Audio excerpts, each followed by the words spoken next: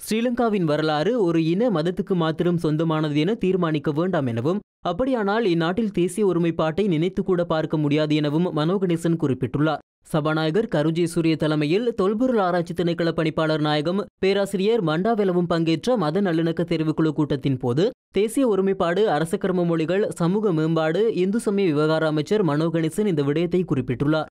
ஸ்ரீலங்கா நாடாளுமன்ற வளாகத்தில் சபாநாயகர் கருஜே சூரிய, முஸ்லிம் விவகார அமைச்சர் ஹலீம், கிறிஸ்தவ விவகார அமைச்சர் ஜோன் அமரதுங்க, திருகோணமலை பிரதேச போலீஸ் அதிகாரிகள் ஆகியோர் கலந்து கொண்ட இக்கூட்டத்தில் தமிழ் முற்போக்கு கூட்டணியின் தலைவர் அமைச்சர் மனோ கணேசனும், தமிழ் தேசிய கூட்டமைப்பின் நாடாளுமன்ற உறுப்பினர் எம் ஏ சுமந்திரனும், தொல்பொருள் ஆராய்ச்சி திணைக்கள பணிப்பாளர் நாயகம் பேராசிரியர் மண்டாவெலவும் பங்கேற்றிருந்தனர். திருகோணமலையில் போலீசாரின் நேரடி ஆதரவுடனேயே திருகோணமலை தென்னமாவாடியில் புத்தர் சிலை வைக்கப்பட்டது. அந்த சிலை வைப்புக்கு தொல்பொருள் திணைக்களம் துணை செய்கின்றது என்ற விடயத்தையும் அமைச்சர் மனோ கணேசன் தொல்பொருள் ஆராய்ச்சி திணைக்கள பணிப்பாளர் நாயகத்திடம் சுட்டிக்காட்டினார். இந்த விடயத்தை அனுமதிக்க முடியாது எனவும், நீதிமன்றத்தில் வழக்கு நடைபெறும் சமயத்தில் பௌத்த தேரர் ஒருவர் எவ்வாறு அங்கே புத்தர் சிலையை அங்குரார்ப்பணம் செய்து வைத்தார் என நாடாளுமன்ற உறுப்பினர் எம் ஏ சுமந்திரன் இதன்போது தொல்பொருள் திணைக்கள பணிப்பாளர் நாயகம் மற்றும் திருகோணமலை பிரதேச போலீஸ் அத்தீட்சகர் ஆகியோரிடம் கேள்வி எழுப்பினார்.